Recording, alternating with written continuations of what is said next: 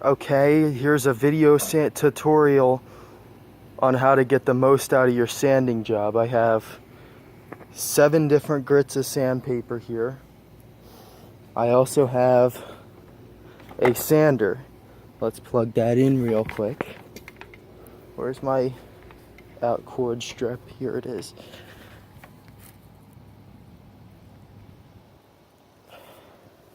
Trying to hold a camera and plug in a sander, but okay. First, the first tip I'm gonna give you. I think I got my 600 grit sandpaper on here. First tip I'm gonna give you about sanding is do not start on a random grit. Like, do not start with 220 grit sandpaper unless somebody has already sanded up to 150, and most likely, unless you're buying a guitar kit, a build your own guitar kit, or a pre-made item like a box or something, I don't think anybody's gonna sand up to 150. Sometimes they don't even sand the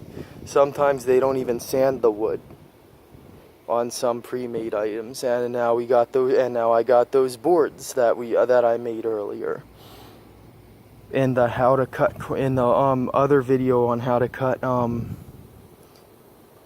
cut an octagon shape into your boards, like how to cut corners and stuff. So what you're gonna do is you're gonna start it with 80 grit sandpaper. Now how you attach the sandpaper to the sander depends on what kind of sander you have. I have a Black & Decker sander, I think. Is this Black & Decker? No, Firestorm. It's Firestorm. So what you do on a Firestorm is you place the end of the sandpaper into the shackle.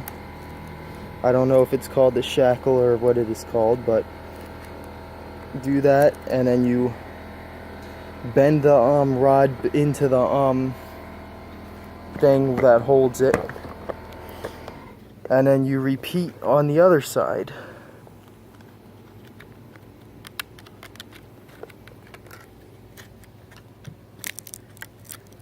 Once you got your sandpaper attached, you take whatever board you're going to be using, choose whatever side of the board you want to sand.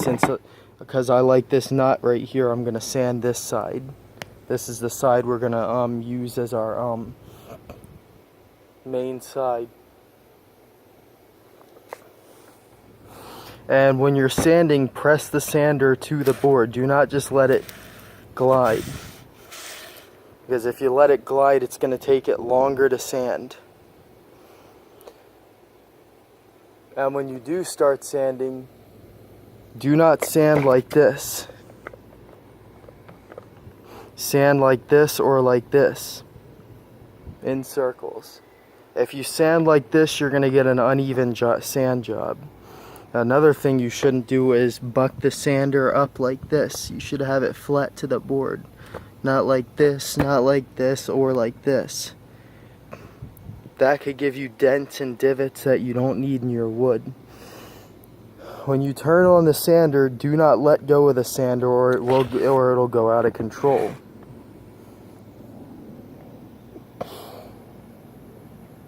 When you're done with the sander, sometimes your sander will have this little thing on this. This is to collect the dust. Some sanders come with a device to punch holes in the sandpaper, but I don't do that because the sandpaper will rip easier. If you do not have an electric sander, you could use a sanding block. You can use your hands. You can use another block of wood. Though I have to caution you, with the other block of wood, you're gonna get dents and stuff in your wood if you press too hard. Another thing you should keep in mind is when you get up to 220 grit, sometimes your sander will need a pad replaced and screws will protrude. This will cause little swirls in your wood. You do not want that. To prevent that, you can pull up a little bit on the sander, but do not buck it up. Do not let the sander leave the wood like that. And when you're sanding, always hold on to both the wood and the sander. If your wood is less than like 5 or 6 pounds.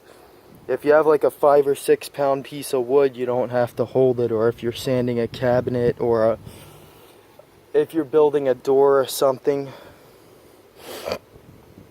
I'm personally plan to build a bass guitar, so for my other channel, when I start playing more covers on my other channel, I'm gonna build a bass guitar and start playing that.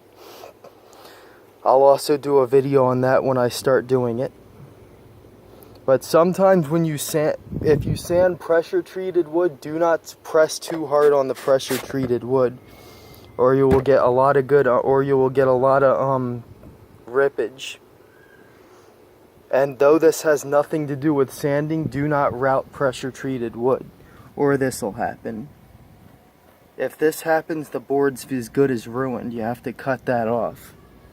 The board's as good as ruined if that happens. But after you're done sanding, you should always store your sander where it's not going to get wet, and your sandpaper where it's not going to get wet. If your sandpaper gets wet and you try to sand wood with it, it's either going to rip very easily, or the wood's going to get soft and wet, and the sandpaper's not going to have any effect on it. Okay, thanks for watching.